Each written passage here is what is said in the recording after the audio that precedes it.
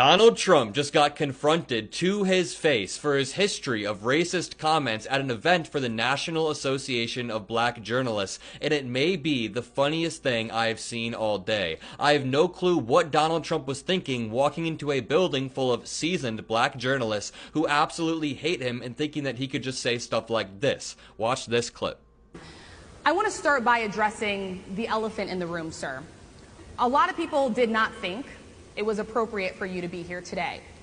You have pushed false claims about some of your rivals, from Nikki Haley to former President Barack Obama, saying that they were not born in the United States, which is not true. You have told 4 congresswomen of color who were American citizens to go back to where they came from. You have used words like animal and rabid to describe black district attorneys. You've attacked black journalists, calling them a loser, saying the questions that they ask are, quote, stupid and racist. You've had dinner with a white supremacist at your Mar-a-Lago resort. So my question, sir, now that you are asking black supporters to vote for you, why should black voters trust you after you have used language like that? That is a great question, and notice, look at how visibly uncomfortable Donald Trump got on stage. Now let's take a guess really quickly. How is Donald Trump going to respond? Is he going to own up to his mistakes in the past? Is he going to pivot and deflect and talk about random stuff? Is he going to attack the journalist, or is he going to double down? Or a combination of all of the worst things? Let's take a look.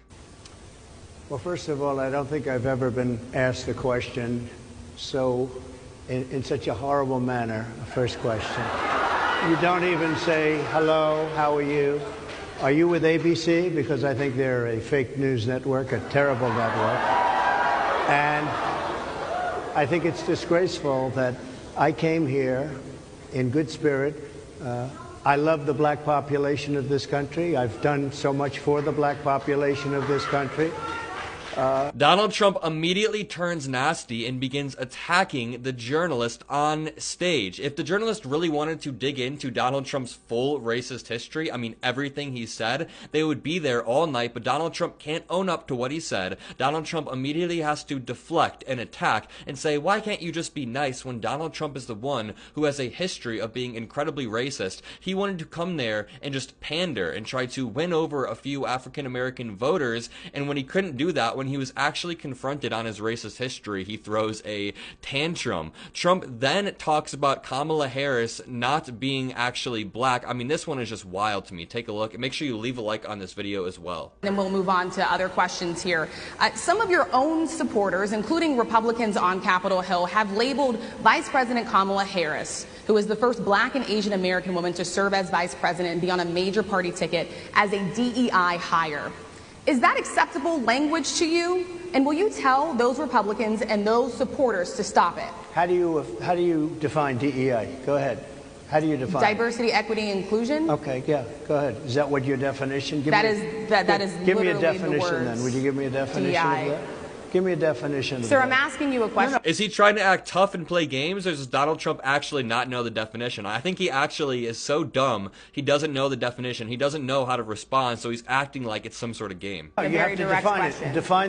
Define it for me, if you would. I just defined it, sir. Do you believe that Vice President Kamala Harris is only on the ticket because she is a black woman? Well, I can say, no, I think it's maybe a little bit different. So I've known her a long time indirectly, not directly very much. And she was always of Indian heritage, and she was only promoting Indian heritage. I didn't know she was black until a number of years ago when she happened to turn black, and now she wants to be known as black.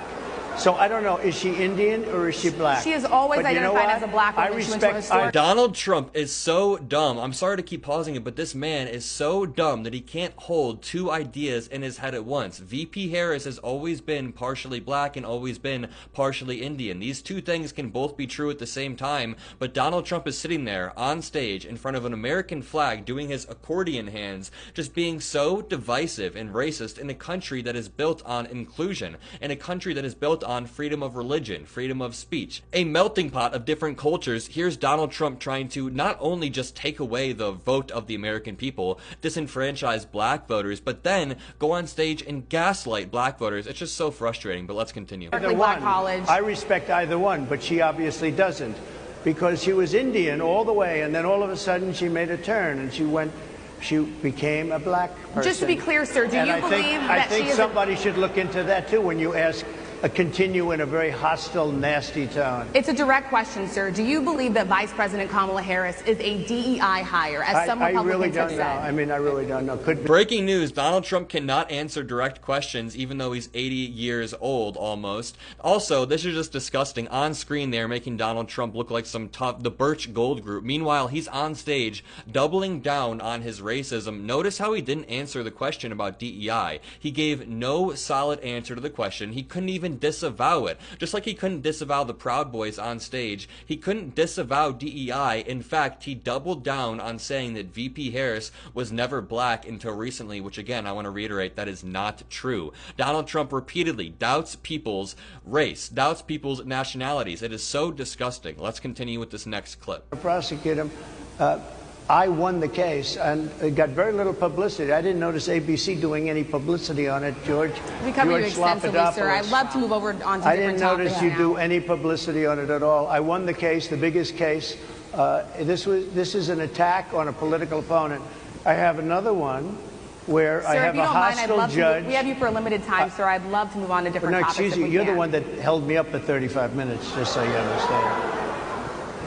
If we can move on now to... We're not going to... Donald Trump's disrespect towards Rachel Scott on stage is absolutely wild, and it made the entire crowd gasp. Sir, I'd love to move on to different topics. Excuse you, you're the one that held me up for 35 minutes, just so you understand. The absolute disrespect to walk into a building full of accomplished black journalists as a man with a racist history and not only just not be able to own up to your past, but to double down on those comments on stage and then to disrespect the women journalists on stage around you is absolutely wild. And I hope this stirs something up in Donald Trump that really shows how racist he is to the American people. I'm assuming this anger in him on stage is somehow going to carry over to VP Harris because Donald Trump just has this innate hatred towards accomplished black women. So I'm assuming he's going to start going extra hard towards Kamala Harris. He's going to start using extra nasty attacks. And just the rhetoric Donald Trump uses on stage at this conference is honestly unbelievable.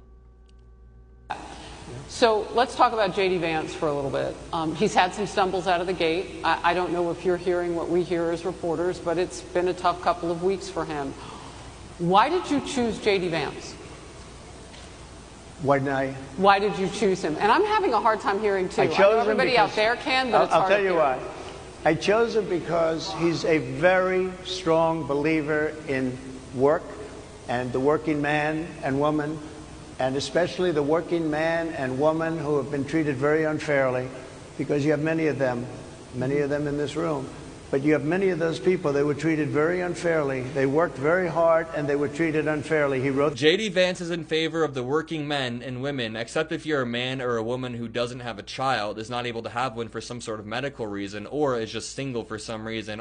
J.D. Vance is for the working men and women, but he sold his soul to Donald Trump at the first chance he got and abandoned his home state. Either way, if you enjoyed this video, if you enjoyed seeing Donald Trump crumble on stage, make sure you leave a like, make sure you comment a blue heart, hit that subscribe button, go join the Adam Mockler subreddit, the Adam Mockler Discord. We are building a great community over there that you can be a part of, where we laugh together, cheer together, panic together, cry together, all heading into this insane election. So go join it, but most importantly, have a great day, and I will see you guys in the next video.